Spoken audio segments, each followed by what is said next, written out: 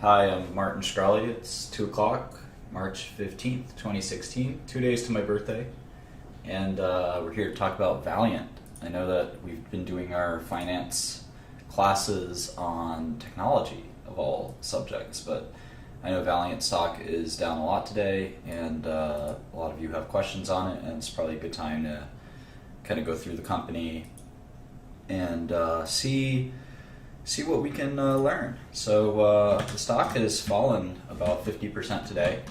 And as you guys know, I like to look at the capital structure of the company anytime I look at any company. Just kind of make sure I really truly understand the situation at the company. Now, Valiant is not reporting their 10K, so we don't know what their cash and debt are. Let's double check their press release. That's their last quarter's press release. That's again their last quarter's press release. Let's double check to see that they didn't include it in like an unaudited version. Let's see. They might have.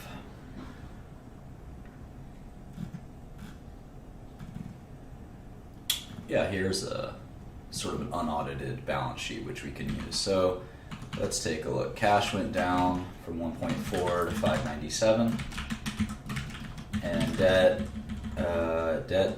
is just went down about 600 million. So 30 billion, 65.4.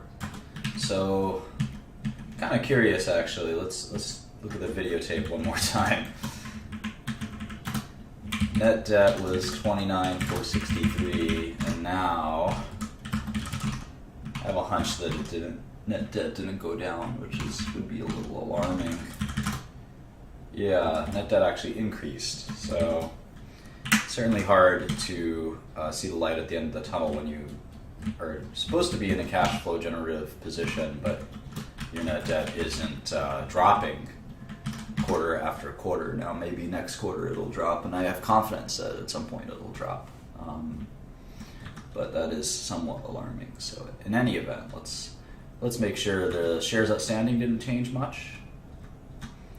And speaking of which, that's probably one decent way out of this mess for Valiant is to issue some shares. All right, shares used in per share computation, 349.9. Not sure why the spike in diluted shares outstanding, but regardless, that's the shares outstanding. Okay, so we're dealing with about a $13 billion equity value and about a $43 billion EV value. And the first thing that kind of should come to mind for any investor is just the basic EV to EBITDA. And you see that they're giving this sort of next 4 quarters or next 12 months NTM guidance of $6 billion in adjusted non-GAAP EBITDA. Sorry, I'll move the screen here so y'all can maybe see the comments. So in any event, I added both current and long-term. Jim Bob. So in any event, $6 billion in adjusted EBITDA. It just tells us that 7 times EV to EBITDA, which to me isn't an exciting multiple, right? Distressed pharmaceutical assets, you can usually get them for like 3 times EBITDA. So 7 times EBITDA isn't so great.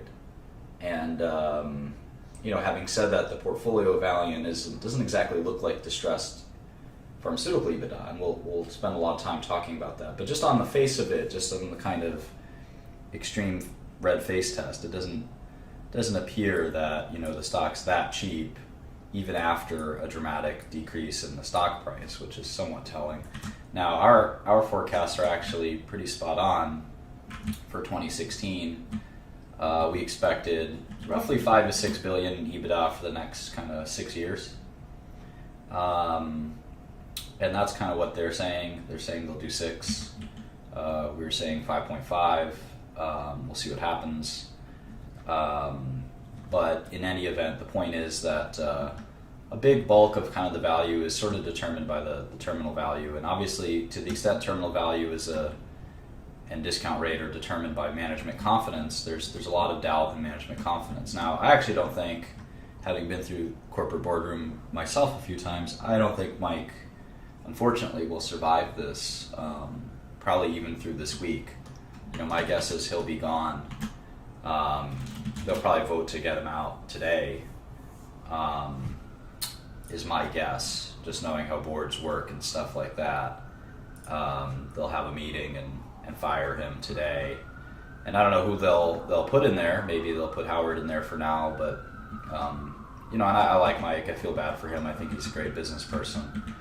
But obviously after these results, you can no longer even look at Valiant's record since he took over. I want to say that was in 2010. Something like that. And I think the stock was, let's take a look. Sorry, I haven't taken my antihistamine today, so I'm a little sniffly. Let's see if I can find that. There it is. Alright, so Pearson took over, where did he take over? 2011. Alright. So 2011, I think the stock, I remember it was like $15-20, but maybe it's through splits and stuff like that. So, he certainly took the company on a pretty wild ride up, but just as wild of a ride down in the last few months. So if I were on the board of directors, that's sort of the last buck is the stock gone up since you started? And the stock has not gone up since Mike started, which I think is, pretty much the last straw for any CEO. So in any event, let's take a look. Let's update the model for some of these Q4 results. And I think the reason I didn't do that in the break was just to kind of show you how I would do it. Anyway, it's fun to see the metadata in this file as Align Technology. Align Technology is the braces company. They make Invisalign, so I think that's right.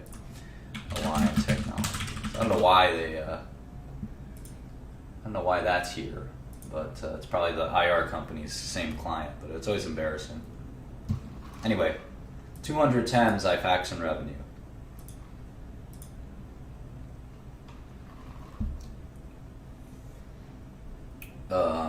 210. So we thought there would be sequential growth, and I think they led us to believe that, and we'll place kind of a marker there, because I think that they gave some guidance around that. It was kind of vague, and you can see that IMS is in fact no, I'm not short Valiant. Darren Del Signor. I have not traded Valiant stock in probably over a year. So in any event, let's go to IMS real quick, just because I think there's some interesting data here. So if you look at, I have two IMS files because I think IMS actually changed some reporting stuff. So let's take a look. All right, so Q3 to Q4, we had 7 or 8% sequential growth. So to see 7 or 8% sequential decline in reported revenues is pretty, well, it wasn't a decline. Let's see. It wasn't. To see any decline is a little surprising. We got a 5% Xifaxan sequential decline despite a 8% sequential growth. So obviously stocking changes would account for that, but still disturbing. And I think if you do back out the Q1 guidance, it's even worse. And if we look at Q1, let's see. Well, we don't have much evidence for Q1 just yet. We've got January, which looks sequentially flat at least from first month. It's obviously hard to divine anything by the first month, but Q1 at least tracking so far. 1/3 of the quarter is in. We'll know February sales pretty shortly, I think. Here we can get weekly sales. I have those numbers as well that I can add. So in any event, that's sort of Xifaxan. Let's take a look at Jublia. Jublia, 68 million. Wow, kind of a disaster, right? I mean, usually. Thanks, Andrea. Usually when you're launching a product, you don't see this. You never see it. So I think that's probably the Philidor. I mean, you never ever see a sequential decline of 30%. Hang on, I actually have a date tonight for the first time ever. I don't know. You guys have to teach me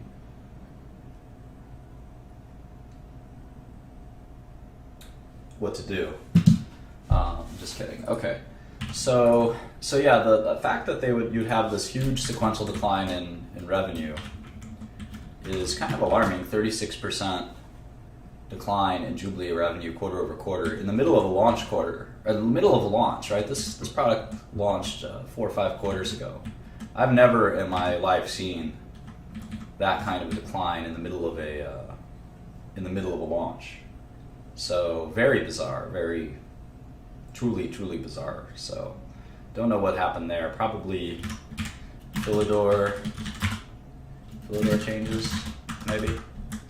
And then again, if I'm a wholesaler or something like that, I probably am not too excited about stocking Valiant products while all this kind of controversy is going on. So that, that certainly contributes to the softness seen in these 2 quarters. And I'm not going to focus too heavily on the quarters because I think the vast majority of the value of the company is in the tail, as is with most pharmaceutical companies. And as I Xifaxan, I'm just going to have to reevaluate kind of growth here, and we know that there's a generic on the way, or on deck, as my favorite rappers would say.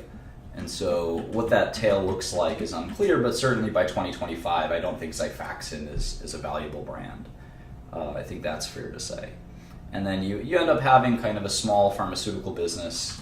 At maturity, you have a small pharmaceutical business, and it's kind of mishmash of stuff that they probably should start divesting to focus on something else.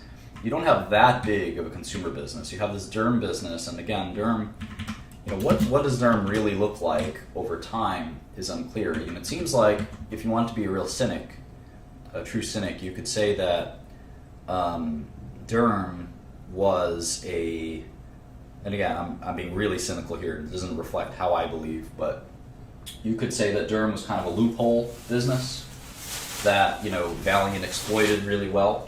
Not too different from price increases and stuff like that, where you can get this excess growth from temporary excess growth, if you will, from this business plan, and that business, including these sort of very expensive, and very not kind of medicinally important medicines would be kind of taken up in this fashion. So the question is, will derm decline faster than this? Is a good question. So you have this small consumer business, kind of a small diverse pharma business, and then you have Bausch & Lomb. And what's kind of funny is, certainly Bausch & Lomb is worth something, but we still have an enterprise value of $42 billion, so we have to figure that out. And then you have kind of a big foreign business, which again is somewhat unclear. So if you just take a really conservative look at it, it's a $2 billion EBITDA or $4 billion EBITDA company at maturity. The question is, what's the growth profile at maturity? And I think that's something that's hard to tell. You sort of kitchen sinked all this stuff, but you also don't have any brands, so you shouldn't expect growth. You shouldn't expect generic erosion.